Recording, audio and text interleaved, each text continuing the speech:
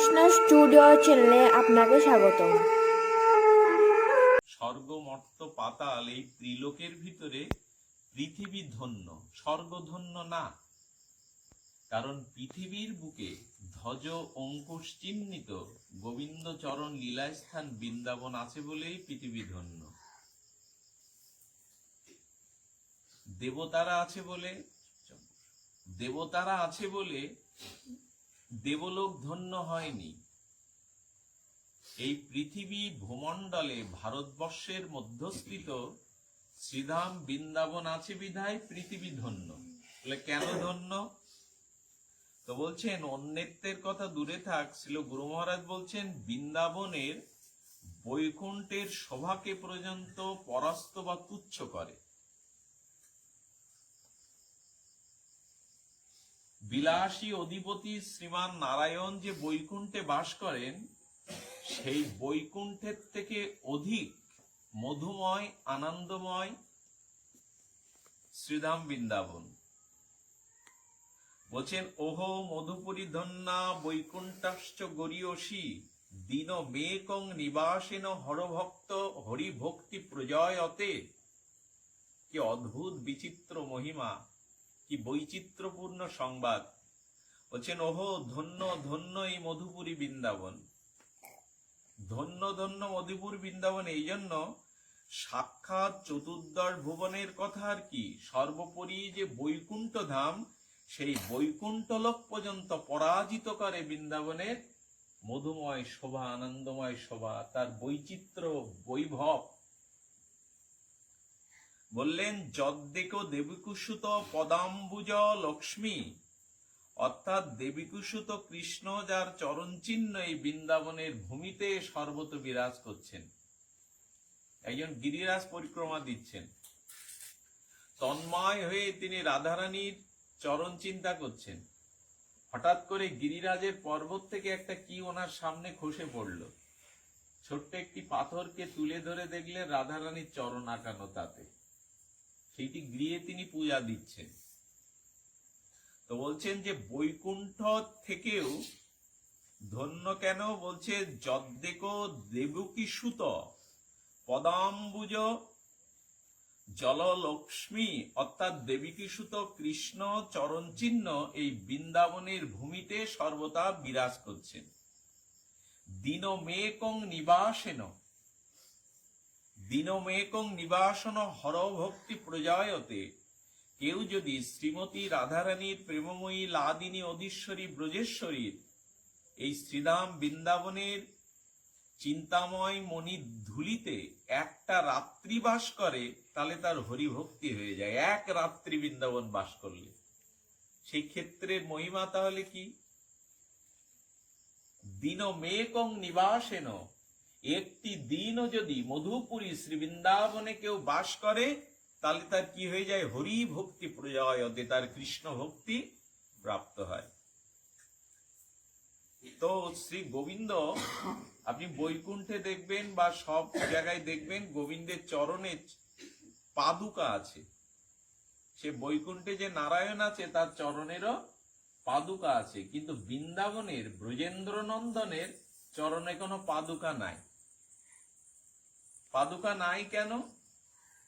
তো গোবিন্দ বলছেন যে উনি গোচরণে যান, নগ্ন পায়ে গোচরণে যান।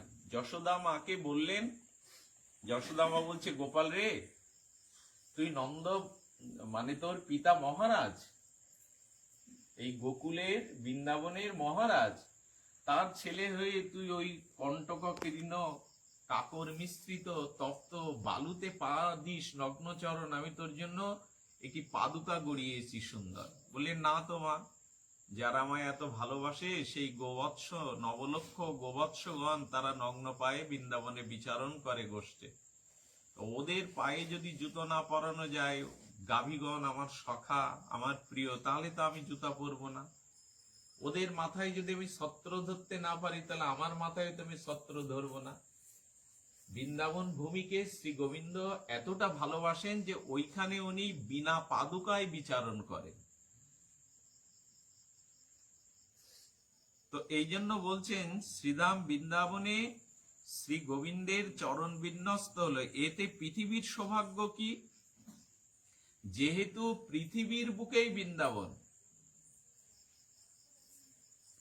যেহেতু এই ওইখানে বসো, পরে দিয়ে নে, ওইখানে বসো। পৃথিবীর বুকেই বৃন্দাবন, অন্য কোথাও কিন্তু বৃন্দাবন নাই। পৃথিবীর বুকে বৃন্দাবন বিদায় ওহে মধুপুরী ধন্যা বৈকুণ্ঠা গরিয়সী। বৈকুণ্ঠের থেকে ধন্য হলো, বৈকুণ্ঠ মানে যেখানে নারায়ণীর বিলাস ভূমি, যেখানে গেলে আর কারো কুণ্ঠা জন্ম মৃত্যু চক্র থাকে না। আমরা সেই বৈকুণ্ঠের থেকে এখানে গরিয়সী বলা হয়েছে শ্রীধাম বৃন্দাবনকে। কেন বলা হয়েছে? দেখুন, আমরা কৃষ্ণ মন্ত্রে দীক্ষা নিয়েছি, অনেকেই সদ্গুরুদেবের চরণাশ্রয় করেছি, কম বেশি আহ্নিক জপ ধ্যানও করেছি, কিছু তীর্থ পর্যটন, দান ধ্যান, বৈষ্ণব সেবাও ক্ষুদ্র আকারে হলেও আমরা প্রায় করার চেষ্টা করেছি। কিন্তু আমার কাম ক্রোধ লোভ কি গেল? আমার দুষ্টু চিত্ত এখনো কি শান্ত হলো? আমার ভিতরে হিংসা বিদ্বেষ এর প্রভাব কি প্রশমিত হলো? এবং সর্বতোপরি আমরা যারা সাধুরূপে তিলকমালা নিয়ে সাধু সমাজে ঘুরছি, আমাদের মান অভিমান কি গেল? আমি বড় ব্যাখ্যাকার, আমি বড় পাঠক, আমি ভালো কীর্তনিয়া, আমি প্রচারক, এসব অভিমানও কি আমাদের গেল? এই জন্য যারা সদ্গুরুদেবের চরণাশ্রয় নিয়েছেন, যারা সাধু সঙ্গ করছেন, তাদের ভিতরে এই যে অহংকার, অভিমান, অসৎ জ্ঞান, নিজের যশ খ্যাতি প্রতিষ্ঠা, এগুলোই তো আমাদের পোকার মতো কিলবিল করে কুরে কুরে খেয়ে ফেলছে। আমরা ভক্তি জগতে এগিয়ে যেতে পারছি না, চেষ্টা করছি কিন্তু এগিয়ে যেতে পারছি না। তো এই এগোয়ার জন্য কি করতে হবে? যে এই অন্যায় দুষ্ট পাপকর্ম কাম ক্রোধ আমাদের তো করিয়ে নেয়, তো এই রিপুগুলি আমাদের বিরূপ ভাবাপন্ন হয়ে কুপথগামী করে দেয়। তো এই রিপুগুলিকে বা আমাদের জীবনকে প্রগতি ভক্তির পথে নিয়ে যেতে গেলে নিয়ন্ত্রণ একটা ক্ষমতা দরকার।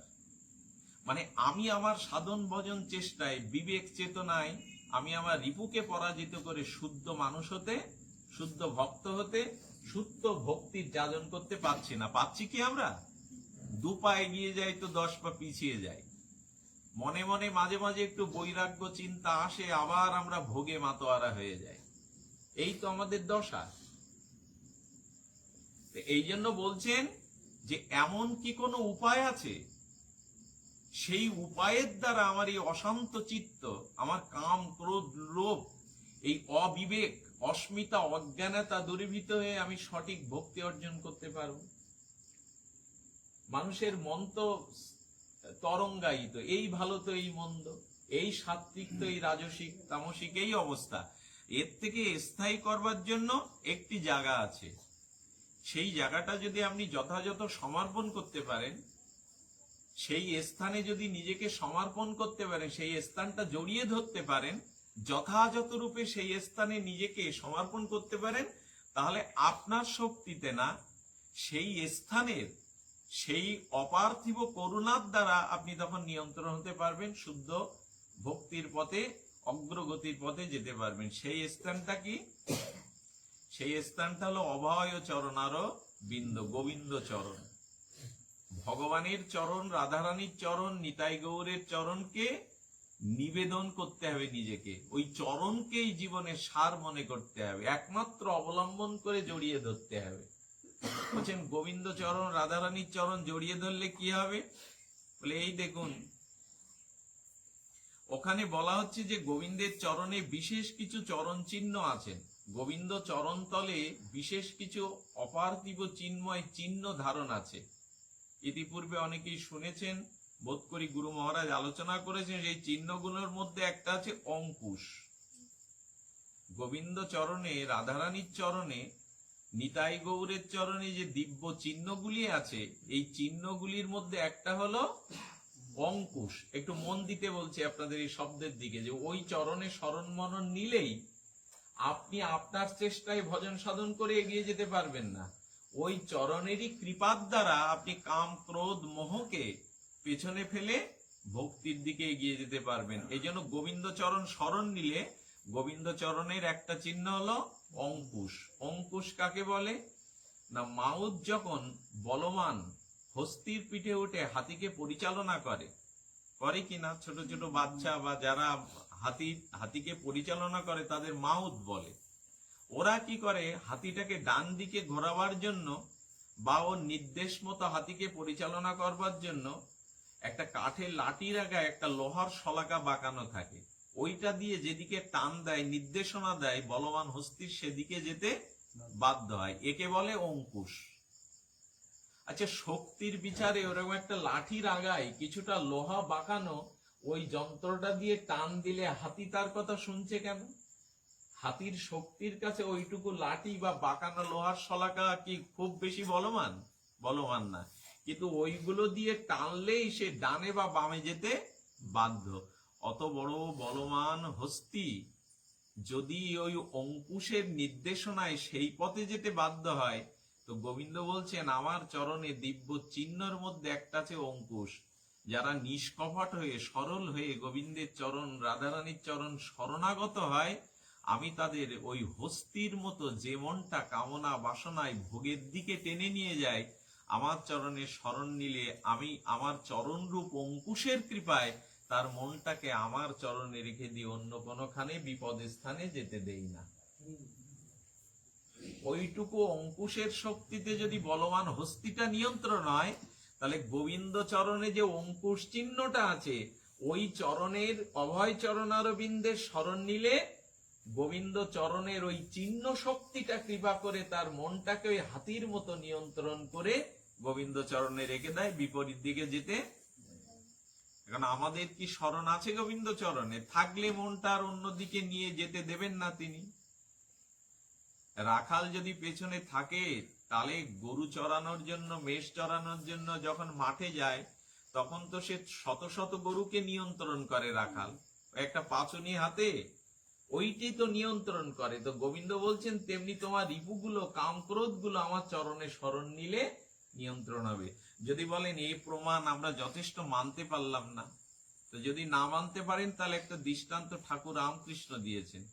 মায়েরা যখন দুগ্ধ বর্তন করে, দুগ্ধ জাল দেয়, কড়াইতে দুগ্ধটা উদ্বোধন হয়ে পড়ে যায় না, মাঝে মাঝে স্ফীত হয়ে পড়ে যায়। এখন ওই যে উদ্বোধন হতে হতে দুগ্ধটা উচ্ছলিত হয়ে পড়ে যায়, ওতে 2-4 ফোঁটা জলের ছিটে দিলে কি হয়?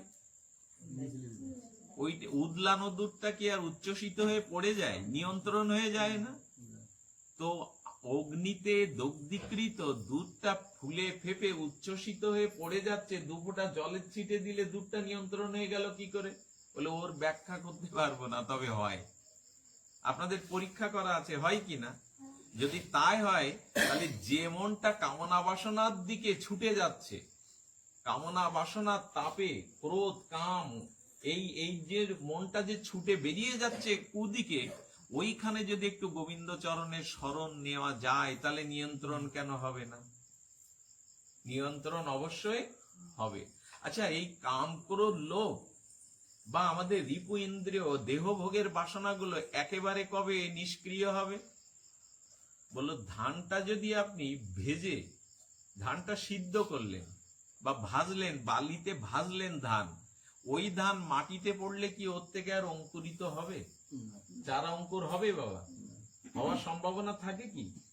যে ধানটা সিদ্ধ করা হলো বা যে ধানটা বালিতে ভাজা হলো, তো সেই ধানটা কি আর আপনার মাটিতে মৃত্তিকায় পড়লে ওখান থেকে অঙ্কুর হবে? কোনোদিন হবে না। তো বলছেন মনটা যদি গোবিন্দ চরণে অমনি করে স্মরণে রাখতে পারো, অর্থাৎ সিদ্ধ করতে পারো, গোবিন্দ চরণ চিন্তা, নামের চিন্তা করতে করতে মনটা যদি সিদ্ধ করতে পারো, তাহলে আর তখন অঙ্কুরিত হয়। ভাজা বা সিদ্ধ ধান থেকে আবার অঙ্কুর বেরোয় নাকি? তেমনি তুমি গোবিন্দ চরণে শরণ নিতে নিতে, গোবিন্দ চরণ স্মরণ করতে করতে যখন তোমার ভেতরটা এরকম সিদ্ধ অবস্থা আসবে, তখন আর কামনা বাসনা অঙ্কুর উদ্গম হওয়ার সম্ভাবনা নাই। এই ধনঞ্জয় গিয়ে দেখো ওই লাইটটা আছে কিনা, এই যে এর লাইটটা আছে কিনা। তো কি বলছেন? তাহলে গোবিন্দ চরণ আমাদের স্মরণ নিতে হবে, এই জন্য অঙ্কুশ চিহ্ন রেখেছেন। আর কি বলছেন? যেই চরণ তলে চিহ্নগুলো স্বয়ং ভগবত্তার জ্ঞাপক, অর্থাৎ এইগুলি আমাদের নির্দেশ করছে যে গোবিন্দ চরণের এই ধুলি চরণ চিহ্নগুলো আমাদের কি মঙ্গল করতে পারে। এই ছেলেগুলোর জন্য পাঠ বন্ধ, এইসব ঘুরে বসে লাইটটা রাখো, তুমি বোঝো না রাজা বড় হয়েছে, রেখে দাও, ওটা রেখে দাও, মোড়ামুড়ি করো না, এটা রাখো, চুপচাপ বস। ওইটা রেখে দাও, আবার মোড়াচ্ছ কেন, ওইটা রাখো, হাতে ওইটা মোড়ায় না, চুপচাপ বস। জয় রাধে। তো কি বলছেন এখানে, যে একদিন বাস করলে নিরাপদ চিত্রে হরিভক্তি জাত হয়, সেই বৃন্দাবনের গোপকুমার তার এই বৃন্দাবন মহিমাকে গোপকুমার চরিত্রে আমাদের সনাতন গোস্বামী পাদ জানিয়েছেন। শ্রী গোবিন্দের চরণে আর একটি কি চিহ্ন আছে, বজ্র। বলে এত কমল চরণে, শ্রী গোবিন্দের এত কমল চরণে বজ্রের মতো কঠিন চিহ্নটা গোবিন্দ ধারণ করলেন কেন? বজ্র মানে আকাশের বজ্র, যা পাহাড়ে পর্বতে পতিত হলে পাহাড়টা ফেটে যায়, চূর্ণ বিচূর্ণ হয়ে যায়। আমরা তো জানি বজ্রের শক্তি কেমন। তো গোবিন্দ চরণে এই বজ্রটা রেখেছেন কেন? না, তোমাদের অনন্ত জন্মের পাপের পাহাড় জমে আছে। আমাদের সহজ কথায়, মানুষ এখন আমরা শান্তিতে নেই কেন, রোগে শোগে নেই কেন, বলে আমাদের পাপ আছে তাই। পাপ এমন একটা বস্তু, ওটা যারা আমরা করি, ওই পাপটা কি করে, পাপটা সাক্ষাৎ মূর্তি ধরে আমাদের তাড়াতে থাকে, ভালো করে ঘুমাতে দেয় না, শান্তি দেয় না, জীবনটা অতিষ্ঠ করে তোলে। তাই যার জীবনে আমরা যত বেশি স্খলিত অশাস্ত্রীয় কর্মের পাপে লিপ্ত, তার জীবনটা তত বেশি অস্থির, তার জীবনে শান্তিটাই পরাহত, শান্তি সে পায় না। এই জন্য শাস্ত্র বারবার বলেছেন যে মানুষের উচিত হলো এই শাস্ত্র নিষিদ্ধ কর্ম থেকে বিরত থাকা। বর্তমান পৃথিবীর এই অভিশপ্ত সময়ের কারণ হলো মানুষ বিবেকে বা তার চেতনাকে লুপ্ত করে যথেচ্ছা চালনায় চলেছে। এই জন্য ভগবান একটা বজ্র চিহ্ন কেন রেখেছেন? না, যারা গোবিন্দ চরণে শরণ নেবে, যারা গোবিন্দ চরণে শরণ গ্রহণ করবে, গোবিন্দ বলছেন ওই বজ্র চিহ্নটা কি করবে, তাদের অনন্ত জন্মের পাপের পাহাড়টা ভেঙে চুরে চুরমার করে দেবে। গোবিন্দের চরণ থেকে চ্যুতা হয়েছেন কি পতিত পাবনী গঙ্গা। তো গঙ্গার উৎপত্তি স্থল কোথায়? গোবিন্দের চরণ। তো গোবিন্দের চরণ থেকে উদ্ভূতা তিলক পাবনী সদ্য পাতক নাশিনী গঙ্গা স্নান করলে যদি পাপ দূর হয়, তো যে চরণ থেকে গঙ্গার উৎপত্তি হলো, সেই গঙ্গায় স্নান করলে যদি পাপ দূর হয়, আর সাক্ষাৎ সেই গোবিন্দের চরণ চিন্তা করলে পাপ থাকার কথা কি? পাপ থাকবার কথা না। এই জন্য বজ্র চিহ্ন দ্বারা গোবিন্দ প্রমাণ করছেন, এই চিহ্নগুলো কিন্তু যারা গোবিন্দের চরণ স্মরণ করবেন, এই চিহ্ন সম্পর্কে তাদের জানা দরকার। এই চিহ্নগুলোই চিন্তা করতে হয়, এই চিহ্নগুলোতে স্মরণ করতে হয়। তো বজ্র চিহ্নটা এই জন্য না, ভক্তের অনন্ত জন্মের পাপকে গোবিন্দ চরণ স্মরণ নেওয়ার সাথে সাথে বজ্রের দ্বারা গোবিন্দ সেটা ভগ্ন করে দেন।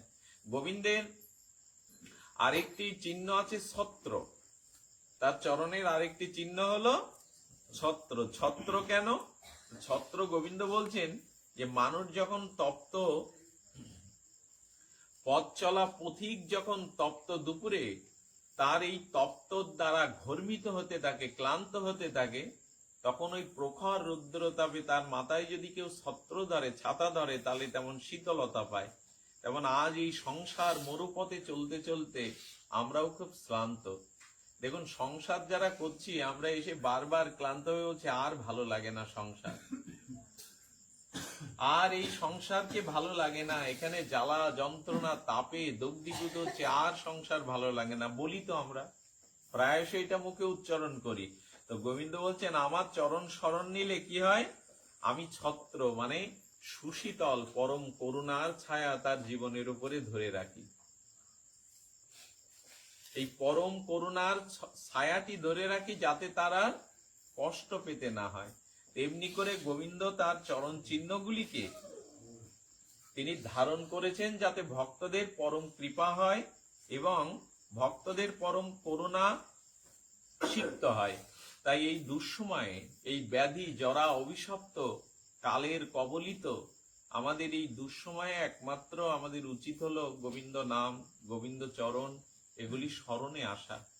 মানুষ অবশ্য অনেকটা উপলব্ধি করছে, বর্তমান পৃথিবীর এই অভিশপ্ত দুর্দশার মধ্যে দিয়ে মানুষ কিছুটা অনুভব করছে যে ভগবানের চরণ স্মরণ নেওয়া উচিত, ভগবানের দিব্য নাম এগুলো স্মরণে মননে আসা উচিত, কিন্তু মানুষের ভাবটা স্থায়ী হচ্ছে না। এই কিছুক্ষণ মন্দিরে হরিনাম করা হলো, কিছুক্ষণ মানুষ একটু হরিকথা শুনলো, নিজেকে একটু নিয়ন্ত্রণ বোধ করালো, না কথাগুলো তো জীবনে প্রয়োজন, কিন্তু এইখান থেকে আমরা স্ব স্থানে কর্মে ফিরে যাওয়ার পর আমাদের এই চেতনাটা আর কাজ করছে না। একে বলে অস্থায়ী ভাব। এই অস্থায়ী ভাবটা আমাদের স্থায়ী হতে পারে। স্থায়ী হবে কবে? না যখন ভজন করতে করতে আমাদের এই ভজনটা শুদ্ধ ভজন হবে, তখনই আমাদের জীবনে যেটা ঘটবে সেটা হলো না এই স্থায়ী ভাবটা আমাদের জীবনে, তখন নিষ্ঠা ভাবটা আমাদের জীবনে তখন আসবে। তো এই পতিত উদ্ধারণ যুগে, এই পতিত তারণ যুগে আমাদের একমাত্র অবলম্বন সেটি হলো শ্রীমান মহাপ্রভু এবং নিতাই চাঁদের মহামহিমা।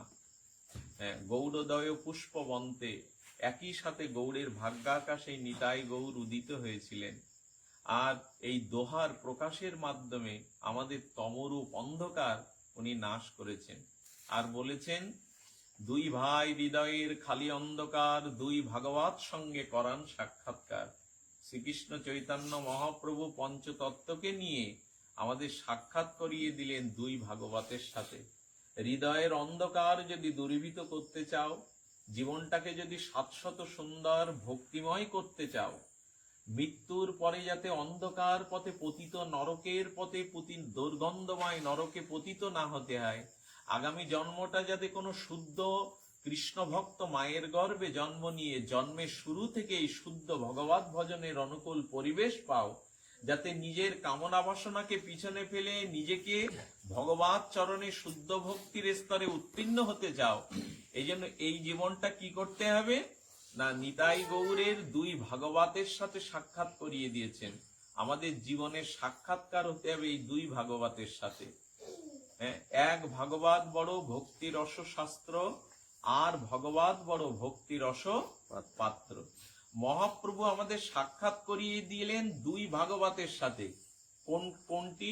একটি গ্রন্থরূপ ভাগবত আর একটি ভক্তরূপ ভাগবত। অর্থাৎ বলছেন এক ভাগবত বড় ভগবত শাস্ত্র। এখানে বড় বলা হলো কেন?